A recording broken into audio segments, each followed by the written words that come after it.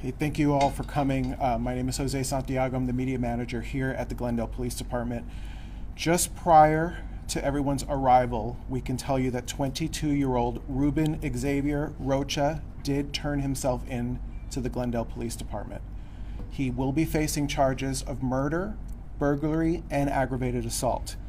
We still wanted to offer you all the opportunity to speak to this family because it is important that you understand who Jordan Castillo is. She is someone's daughter, she's someone's sister, she is someone's aunt, and she's someone's mother. So we have some members of the family that are going to be speaking, and we have Elijah Castillo, he's her brother, and Mercedes Castillo, the aunt, and Brianna Soto, who's a cousin. So we're going to have them come up and speak a little bit about Jordan.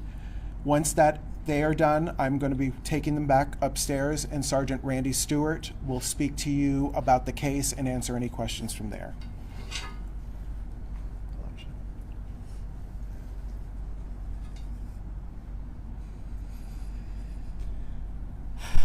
Me and my family stand here before you guys to bring justice in regards of my poor baby sister, Jordan Miranda Castillo. That is her name, Jordan Miranda Castillo. She was one of the strongest women I ever knew.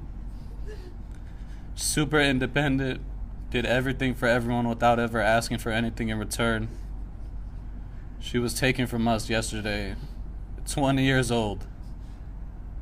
So tiny and innocent. She leaves behind a baby girl. This monster took her from us. In a case of domestic violence,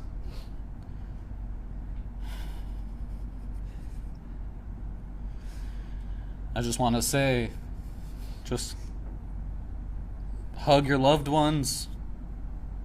Don't ever leave without saying goodbye. Don't fight for no reason. She was so strong. She was so independent. Like I said, she did everything for everyone without ever asking for anything in return. I just hope in the end she didn't suffer and she was brave.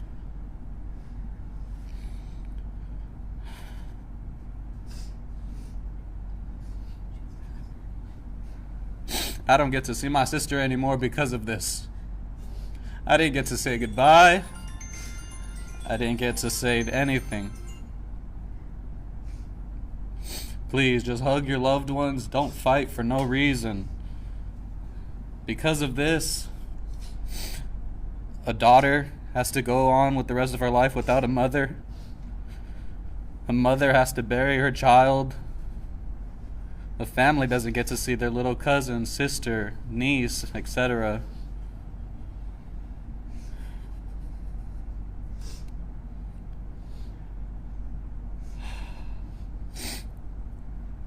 Jordan, fly high. Please look after us. You will live through your baby girl and we will take care of her. We will treat her like our own.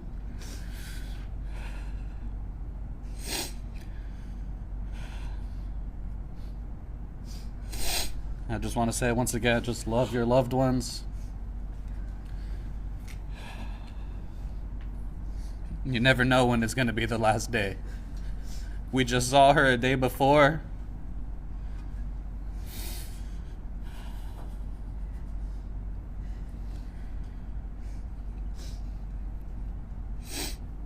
Fly high, Jordan.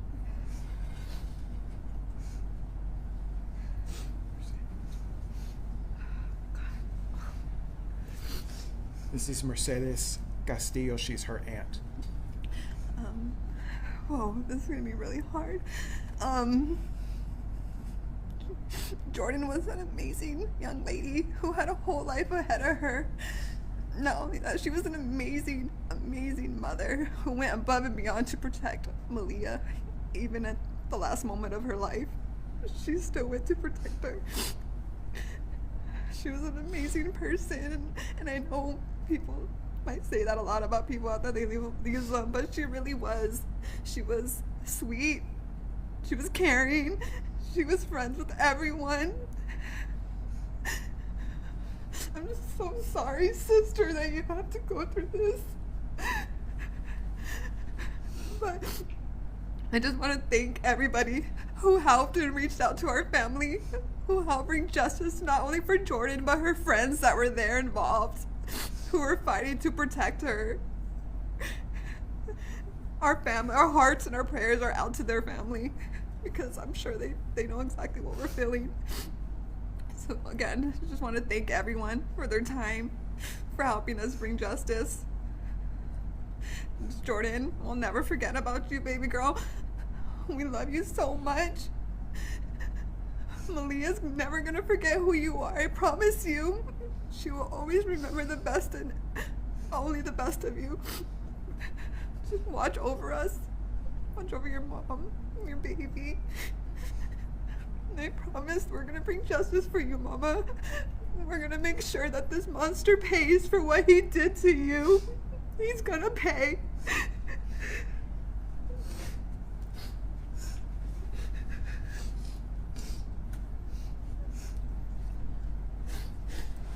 This is Brianna Soto. She's a cousin.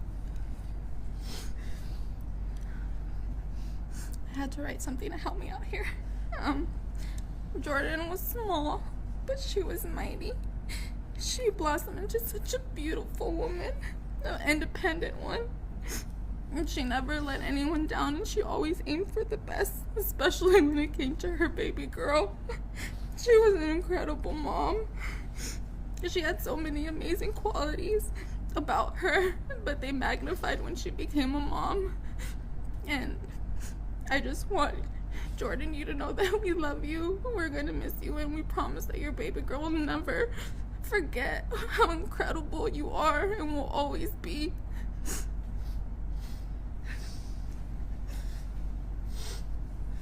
As you can see, this is a very difficult situation for this family. We are going to take them out back upstairs.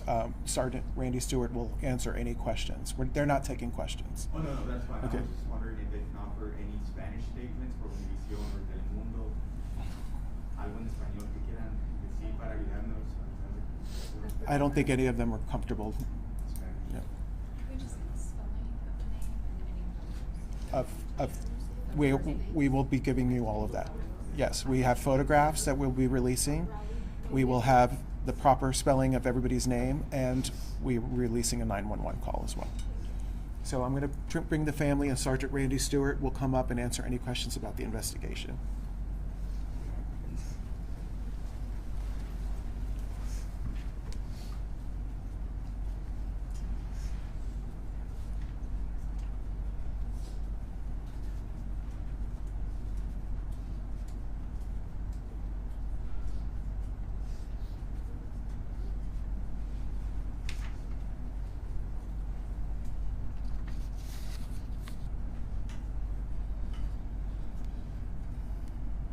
All right, I know some of the information was sent out yesterday, but it was limited at the time. Obviously, at the time, 3 people were transported to the hospital, but we also had next of kin's notification and so forth to make before we made any type of announcements. So I'm going to go through with tell you what happened and some of the background information about this case, and of course we'll open it up for questions.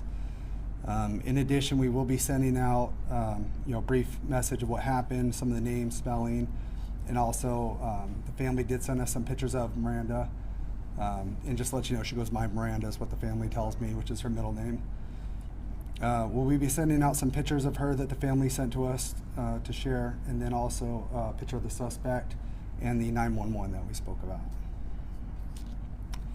So this incident happened just after 2:30 p.m. yesterday near the intersection of 51st Avenue and Northern at an apartment complex. The incident involved several people, including Miranda. She was at her home at the apartment complex with 2 other friends, which are the other 2 friends that were also shot in this case. She was also there with another female friend and a male friend and her 2-year-old daughter. So I'll kind of go through it again with that. So So just after 2:30, we responded. We located 3 victims inside the home. The 3 victims were transported to a local hospital.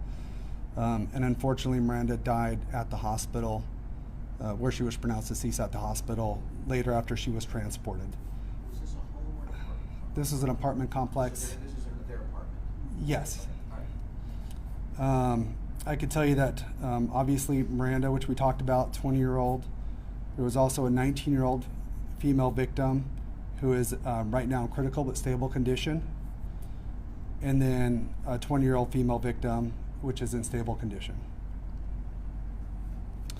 The suspect, which we mentioned, Ruben Rocha, is 22 years old.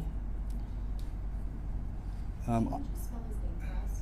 Yeah, it's Rueben, Xavier, Xavier, and Rocha, Rocha. How old? 22 years old.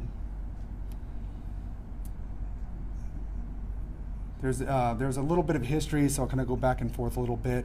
But the day of the event itself, there was some type of social media disturbance between them that kind of tipped things off. Ruben ended up going to the apartment, in which Miranda does have an order of protection on him. So he violated the order by going to the apartment. The apartment is on a 3rd floor. And when she went up to the apartment, he went up the stairs, jumped from the stairs over to a balcony which faces forward of the apartment. Inside the apartment, as I mentioned, was Miranda, her 2 friends that were later shot, another female friend, her 2-year-old daughter, and another male. Ruben, when he went to the balcony, he started kicking in the glass, which is a regular door, but it has a wooden frame. So when he kicked in the glass, he couldn't actually enter the apartment because it was still locked with the frame in the way. When that happened, the male went to the back of the apartment. One of the females took the 2-year-old daughter to a bathroom, and the other 3 females were still in the main living room area of the apartment. Miranda called 911.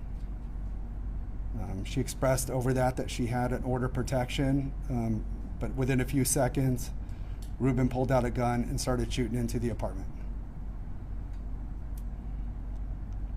He shot multiple rounds. Again, that's still under investigation to figure out exactly how many rounds, but I could tell you it was several. And again, struck Miranda and her 2 friends, the 19-year-old and the 20-year-old. A male was shot as well, right? No, the male ran into the back of the apartment. With the baby. No, the male ran into the back of the apartment. There was another female there that took the baby into the bathroom. Can I just ask, I know we'll go back. Relationship between Miranda and Ruben, is this the father of the child? Yes.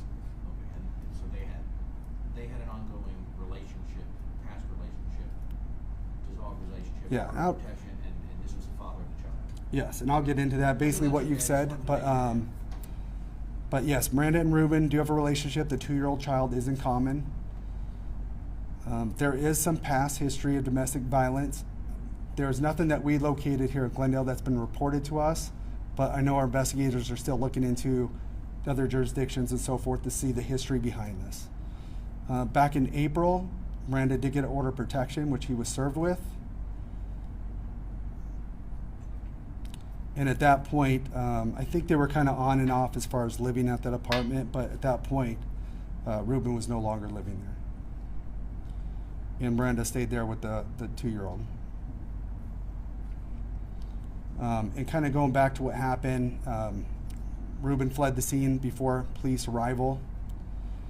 And then obviously the officers went there, attended to the victims, and then started the crime scene process after that. Investigations was called out.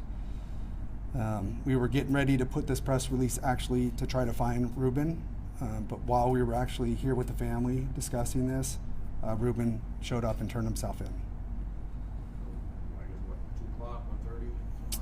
About an hour ago, about 1:30. Just to clarify once again, who got shot?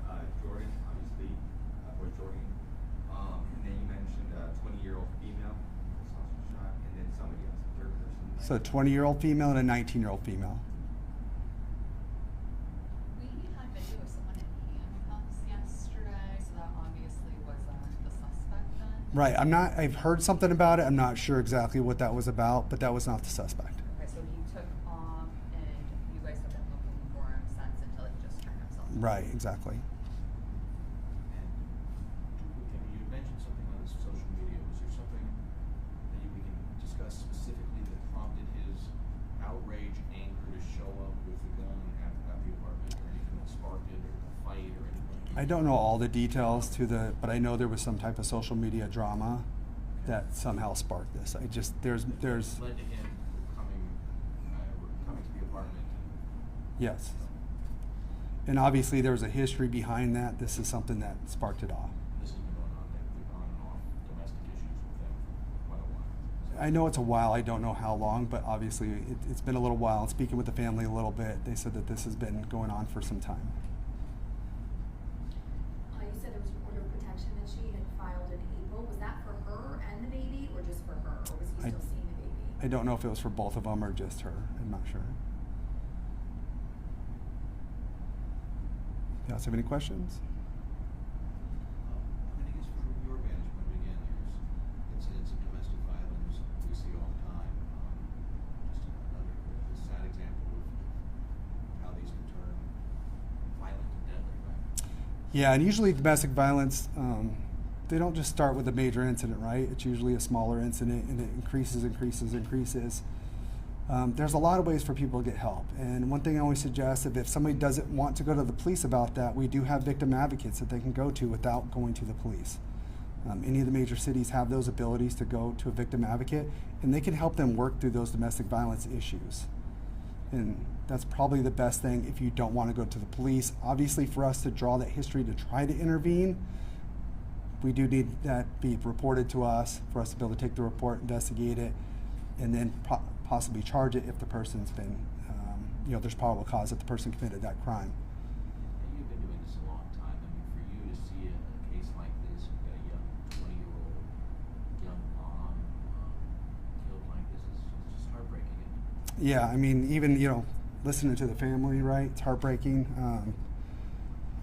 Yeah, I've seen a lot of cases, but to have this type of violence, it's pretty rare, and it's really unfortunate that it ended this way. You said the other two are expected to survive critical. Right, critical but stable was the 19-year-old, and the 20-year-old is in stable condition. Did the other, I don't know if you've been able to speak to the other victims in the hospital, or whatever, do we know what led him to start shooting into the living room? Was there an argument, yelling, or anything? No, it was very short. She got on the phone, started calling 911. I don't think anybody else even said anything, and then he started shooting within a few seconds. And again, the 911 is graphic because you will hear speaking and you'll hear the shots fired. So just be warned on that. Was he shooting through the glass window into the Yeah, he was still on the balcony, so he was able to break the glass but not get into the room, and shot from the balcony. What's her last name again? Jordan Castile? Castilla.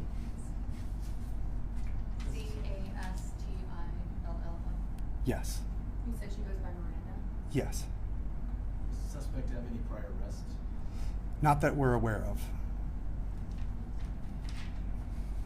Any idea how many of those domestic violence previous situations were reported, whether that was 2PD, like a victim, survivor, whatever they are? In this case, you're Yeah. saying, there's nothing that our detectives have seen so far that was reported to us, so they're still in the process of looking through where else that might have been reported, and we just But don't there know were yet. situations, they just didn't go through PD. I don't know. We don't know yet. Is there anything else you need from the public then? I assume you guys have all your... Yeah, the suspect obviously turned himself in. So initially, this press conference was to actually help try to locate the suspect, but he did turn himself in. So at this time, it's really just giving the detectives a lot of time to work on this, and it will take, months for them to go through everything involving this case and try to bring everything to light in the case, and obviously, eventually down the road to prosecution. Does the suspect say why he turned himself in? No. I shouldn't say no. I don't know. I'm sorry. This all happened right before, and I haven't had a chance to really talk about it. So.